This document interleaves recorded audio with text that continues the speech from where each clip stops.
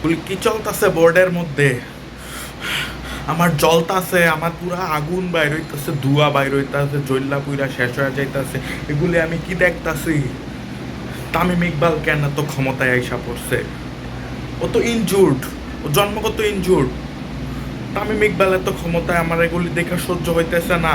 আপনি কেমনে সহ্য করতেছেন? আপনার জায়গায় একটা 20 বছরের একটা বাচ্চা আইসা পড়ছে, আপনি কিভাবে এগুলি সহ্য করতেছেন? সাকিব রে, সব গেল।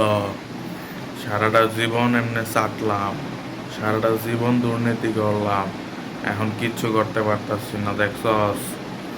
এখন লুকায় থাকতে হইতাছে। আমি ঠিক মতো টাইম টু টাইম গাঞ্জাটাও পাইতাছি না টানার লেগা। আর এখন দেখতে হইতাছি কি, ওই 20 বছরের একটা পোলা আসিফ মাহমুদ, ছেলের যোগ্যতা আছে, ভালো ছেলে, অনেক যোগ্যতা সম্পন্ন, কিন্তু আমার পদটা নিয়ে আনিছে, আমার পদটা নিয়ে আনিছে, আমার চেয়ারটা নিয়ে আনিছে। আমি মন্ত্রী ছিলাম, ও মন্ত্রী হয়ে গেছে। রে সাকিব রে, টাইম টু টাইম গাঞ্জাটাও খাইতে পারতাছি না, এত খারাপ অবস্থা হয়ে গেছে, বুঝছস? আর তামিম ইকবাল, যে তামিম ইকবালের তুই বাদ দিচ্ছস এত কাহিনী কইরা, ওই তামিম ইকবালও দেখছিস এখন কত উপরে উঠে গেছে। আসিফ মাহমুদ তামিম ইকবালের ভক্ত। তামিম ইকবাল এখন দেখবি কই চল্লা যায়। তুই বাটপারি কইরা তামিম ইকবালরে বাদ দিছস, এখন দেখ তামিম ইকবাল কি করে। ও ছিল সর্বকালের সেরা ব্যাটসম্যান, সর্বকালের সেরা ওপেনার বাংলাদেশের। এখন আবার শুরু হবে তামিমের যুগ। এত কষ্ট কইরা নির্বাচনে দাঁড়াইলাম, নির্বাচনের প্রচারণার লেগে আমি 6 কোটি টাকা দিয়ে গাড়ি কিনছি, এত টাকা পয়সা খরচ করছি, সবাইরে টাকা খাওয়াইছি, আগের মন্ত্রী মিনিস্টার সবটিরে টাকা খাওয়াইছি, যারা ভোট দিছে সব ভোটারকে টাকা খাওয়াইছি। ভাবছি কি 2 মাসের মধ্যে জনগণের টাকা মাইরে ওই টাকা শোধ করে আলামু। এমনকি আমি কাঁকড়া চাষি গো টাকা দেই নাই, যারা ওই গরিব মানুষ কাঁকড়াটা চাষ করতো আমার ওনে, অগ পর্যন্ত আমি টাকা দেই নাই। কেন? আমি যাতে মন্ত্রী থেকে ওই সব টাকা উঠাইতারি, জনগণের টাকা মেরে যাতে আমি সব উঠে এলাইতে পারি। তা তো হইলো না। এত চাটার পরও তো কিছু হইলো না, মন্ত্রী তো থাকতে পারলাম না। আর এখন উপর দিয়ে কি হইলো, যে তামিম ইকবালরা দেখতে পারতাম না, যে তামিম ইকবালরা আমি সহ্য করতে পারতাম না, ইচ্ছা করে রান আউটই করা দিতাম পারলে, কিন্তু আমি করাইতাম না যাতে এটা ক্যামেরার সামনে না আসে। ওই তামিম এখন দেখ কত পাওয়ারে উঠে গেল, ওই তামিম কত কিছু করে লাইলো, আর আমার তো কিছু হইলো না। ওর উপর দিয়ে আমার এখন চোখ এক এক চোখ কানা হয়ে গেছে, এই চোখ দিয়ে আমি দেখতে পারি না, আমার মুখেরা খেলতে হয়, বল আইলে আমার মুখে তাকায় দেখতে হয়। ওই তো ওই চোখও গেছে গা। এখন উপর দিয়ে বউও যাইতাছে গা, বউয়ের সামনে কট খেয়ে গেলাম অন্য বেডির লগে, কি চুলাচুলি করতে যে এখন ওটার লগে ধরা পড়ে গেলাম, আমার তো জীবনটাই ধ্বংস হয়ে গেল। এখন তামিম রে দেখে আমার তো পুরা জইল্লা ধোয়া বাইর হইতাছে। কালকে রাইতে আমি যখন দেখছি তামিম ওই ব্যাটার লগে আসিফের লগে তামিম রে দেখছি, আমি পুরা শেষ, আমার মাথা মুথা নষ্ট। আমি ক্রিকেট খেলা ছাইরা দেওয়ার মতো আমি নাই। তুই তো ব্যাটার তাও বাচ্চা আছস, কারণ তুই ক্রিকেটার। তুই 2টা ম্যাচে ভালো খেলবি, পোকাচোদা বাংলাদেশের লোকজন সব বইলা যাবো গা, তোরা আবার মাথায় তুললে নাচা শুরু করবো। তখন আমার কি হইব? আমার তো মন্ত্রীর চেহারা গেল, আমার গদিও গেল, এদিক দিয়ে আমার মান সম্মানও সব। মান সম্মান তো আগের থেকে আসছিল না, কিন্তু আগে যে পরিমাণে কোটি কোটি টাকা দুর্নীতি করতে পারতাম তখন আর পারুম না। আমার তো সবই গেল।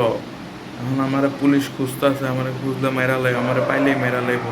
জনগণ আমার একবারের লেগে দেখলেই মেরা লাগবো। ওই যে নিচে কুত্তাগুলো এখন চিল্লানো শুরু করে দিছে। আমি যেখানে থাকি অনেক সমস্যা, আমি মুখ দিয়ে কথা বাইর করলে এই কুত্তারা গেগো করা শুরু করে দেয়। সবচেয়ে বড় কথা, গাঞ্জা। আগে আমার অফিস ভরা গাঞ্জা ছিল, সারাদিন গাঞ্জা খাইতাম, গাঞ্জাটাও তখন পাইতাছি না, আর পারতাছি না গাঞ্জা ছাড়া। এই 36 জুলাই থেকে লুকায় আছি, বাইরে হইলে ধরা পড়ুন। এখন রাখেন আপনার গাঞ্জা, আমার সহ্য হইতাছে না। ওই তামিম ইকবাল এত কেমনে হয়ে গেল গা, ও আমারে দেখানোর জন্য। ও কালকে যে গেঞ্জিটা পইরা গেছে, গেঞ্জিতে কি লেখা ছিল? গেঞ্জিতে লেখা ছিল হচ্ছে আমিরি। আমিরি কারে দেখানোর জন্য? আমারে দেখানোর জন্য, কারণ বাংলাদেশের সবচেয়ে আমির ক্রিকেটারকে আমি, সবচেয়ে ধনী ক্রিকেটারকে আমি। আমারে দেখানোর জন্য তামিম ইকবাল কালকে ওই আমিরি লেখা গেঞ্জিটা পইরা গেছে, যাতে দেখা আমার জলে। ওরে আমি এত কষ্ট করে দলের থেকে বাদ দিলাম, ওর ক্যাপ্টেন্সিটা পর্যন্ত আমি খায়া দিলাম। ওরে আমি সব কিছু থেকে বাইর করছি একটা ইনজুরির নামে, যে ইনজুরি আসলে আর নাই। ওই ওপেনারে, সবচেয়ে ভালো ওপেনারও ওরে আমি খেলাইতে চাইছি মিডল অর্ডারে, আমি আবার টি স্পোর্টসের শোতে যাই ওরে কত গাইলাইছি, ওর নামে কত কথা কইছি খারাপ খারাপ, যে টি স্পোর্টসের শোতে পুরা বাংলাদেশের মানুষ যাতে দেখে ওইভাবে ওরে আমি খারাপ কথা কইছি, কিন্তু তাতেও তো কিছু হয় নাই। তামিম তো আবার আগের মতো এসে বললো, তামিম রাজা ছিল, এখন আবার রাজা হয়ে গেছে। আমারা সবাই লোভী ব্যবসায়ী কইতো, মাদার চোদ কইতো, হবরগুলা কইতো, ওরই তো কয়, এখন তো আরও কয় লুচ্চা, ক্যারেক্টারলেস, সিরিয়াল চিটার, এডিও তো এখন কয়া শুরু করে দিছে। কিন্তু আমি দেশেও যাইতে পারতাছি না, দেশে গেলে কে কখন কোন দিক দিয়ে কে মেরা দেয় এটারও তো ঠিক নাই, কিন্তু পুরাই মারা খায়া বয়ে আছি। আপন ভাই কিছু করেন, কিছু করতে হইব, আপনার কিছু করতেই হইব। আগে গাঞ্জা দেয়, কিচ্ছু করতাম না আমি গাঞ্জা ছাড়া কিচ্ছু করতাম না, আগেও গাঞ্জা খাইয়াও কিচ্ছু করতাম না। আগে ওই যে বাপ মার ক্ষমতায় চলতাম, তাতেও তো তাতেও অনেক চাটতে হইতো, সারাদিন চাটার পরে, সারাদিন চাটতাম, তারপরে যা কিছু হইতো, তারপরে যে ওই মন্ত্রীর পদটা পাইছি, এত চাটার পরে আমি মন্ত্রীর পদটা পাইছি।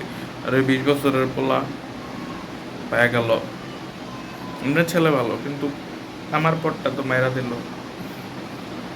কত দুর্নীতি করুম ভাবছিলাম, কত ভাবছিলাম যে আমেরিকায় 20টা বাড়ি থাকবো আমার, সুইজারল্যান্ডে 20টা বাড়ি থাকবো, রাশিয়ায় 20টা বাড়ি থাকবো, ইউকেতে 20টা বাড়ি থাকবো, বিশ্বের সব দেশে দেশে আমার 20-30টা করে বাড়ি থাকবো, দুবাইয়ে তো এখনই 20টা আছে।